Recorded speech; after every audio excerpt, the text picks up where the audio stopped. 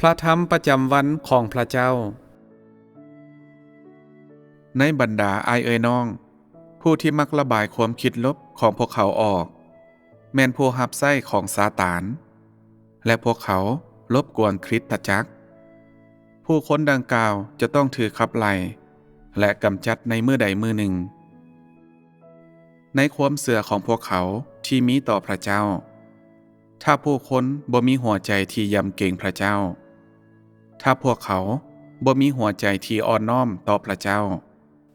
แล้วบ่เพียงแต่พวกเขาจะบ่สามารถเฮ็ดภารกิจใดเลยเพื่อพระองค์เท่านั้น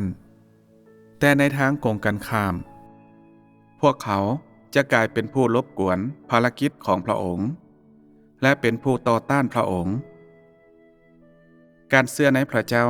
แต่บ่อ่อนน้อมหรือยำเกรงพระองค์และพัดต่อต้านพระองค์แม่นเป็นเรื่องที่เสื่อมเสียที่สุดสำหรับผู้ที่มีความเชื่อถ้าผู้เชื่อเพียงแต่บ่สนใจและปล่อยตัวปล่อยใจในคำเว้าและความประพฤติของพวกเขาคือกับผู้ที่บ่เชื่อแล้วพวกเขาก็ยิ่งชั่วร้ายกว่าผู้ที่บ่เชื่อพวกเขาแม่นต้นแบบของผีศาจผู้ที่ระบายคำเว้าที่เป็นพิษและเจตนาร้ายของพวกเขาภายในคริสตจักรผู้ที่ปล่อยข่าวลือสร้างความแตกแยกและสร้างพรรคสร้างพวกในท่ามกลางอ้ายเอ๋ยน้องพวกเขาควรถูกขับไล่ออกจากคริสตจักรอย่างใดก็ตามย้อนตอนนี้แม่นยุคที่แตกต่างกันของภารกิจของพระเจ้าผู้คนเหล่านี้จึงถูกจำกัดย้อนพวกเขาจะถูกกำจัดอย่างแน่นอนทุกคนที่ถูกซาตานเฮ็ดให้เสื่อมทรามแม่นมีอุปนิสัยที่เสื่อมทรามบางคนเพียงแต่มีอุปนิสัยที่เสื่อมทรามในขณะที่คนอื่นแม่นแตกต่างพวกเขาบ่เพียงแต่มีอุปนิสัยที่เสื่อมทรามแบบซาตานแต่ธรรมศาสตร์ของพวกเขายังชั่วร้ายหลายอีกด้วยคำเว้าและการกระทำของพวกเขาบ่เพียงแต่เปิดเผยอุปนิสัยที่เสื่อมทรามแบบซาตานยิ่งไปกว่านั้นผู้คนเหล่านี้แม่นมารร้ายและซาตานตัวจริงพฤติกรรมของพวกเขาขัดขวางและรบกวนภารกิจของพระเจ้ามันขัดขวางทางเข้าสู่ชีวิตของอ้ายเอ๋ยน้องอ่อนแอลงและมันทำลายชีวิตที่ปกติในคริสตจักรบ่ไว้ก็ซ่าหมาป่าเหล่านี้ที่สวมใส่เสื้อผ้าของแกะจะถูกกำจัดออกทัศนคติที่หุนแหงและทัศนคติแห่งการปฏิเสธแม่นควรถูกนำใส่ต่อผู้รับใช้เหล่านี้ของซาตานเพียงแต่สิ่งนี้เท่านั้นจึงเป็นการยืนอยู่ข้างพระเจ้าและผู้ที่บ่สามารถเฮ็ดแบบนั้นก็กิ้งเกือกอยู่หนองตมกับซาตาน